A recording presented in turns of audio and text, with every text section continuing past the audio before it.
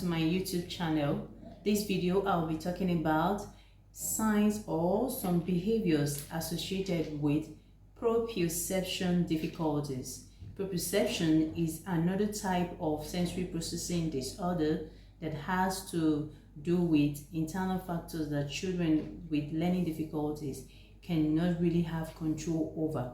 Proprioception is guided by receptors in the body that has to do with the skin, the muscles, and the joints that is connected with the brain through the nervous system, so that without sight, a person knows what part or what his or her body is doing part time. Vision is a key factor for you to know where your body is in space. But this is not so with proprioception, that is understanding what your body is doing part time.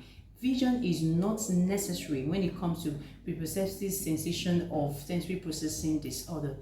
Children or individuals that have learning difficulties or that has neurological problems have difficulties in the processing of their vestibular sense, and some of these signs that I'm going to be outlining are very common with them. For instance, a child who has proprioceptive difficulties, it will be sensory seeking. How is this child sensory seeking? What are the behaviors that are associated with a child who has vestibular proprioceptive sensation or difficulties that is sensory seeking? Sensory seeking means you see the child engage in behaviors such as pushing, writing too hard. You see the person using too much energy to write, or the person engages in a play that is too rough play, bites things that are supposed not to be chew things that are supposed not to be chewed, mouth objects that are supposed not to be mouthed, and you see the person likes to wear very tight clothes because he's sensory seeking. That's one type.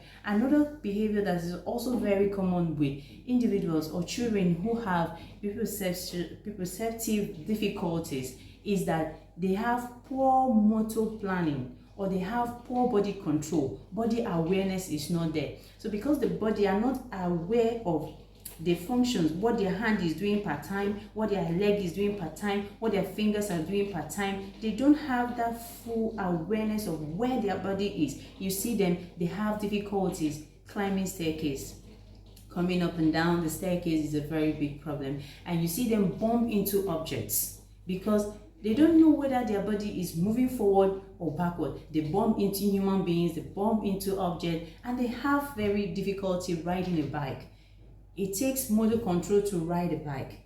So when the child doesn't know, okay, when I'm riding a bike, my leg is supposed to be moving this way, forward or backward direction, riding a bike is a very difficult thing because they have poor motor control. The next thing is poor postural control. They are not able to maintain a balanced posture, and you see them, they always want to lean on something. They want to lean on you. They cannot really stand on their own and be firm with their legs on their feet. They have difficulty standing on one leg, or hopping on one leg, or walking on one leg with a distance from a distance. So these difficulties that we see, these behaviors are very common with individuals that have proprioceptive processing difficulties. I have talked about that these behaviors are common. You see them, they are sensory seeking, they have poor motor control, and they have poor postural control. They are not aware of their body. They are not aware of what part of their body is doing part time. This sense is very important. But can they be helped? Yes, they can be helped. In my next video, I will be talking about some activities that we can do to help to stimulate the joints, to help to engage the joint, to be able to have control over this and overcome these difficulties. Please subscribe to our YouTube channel, like, share if you like the information you are getting from this our channel. Thank you so much, and see you later.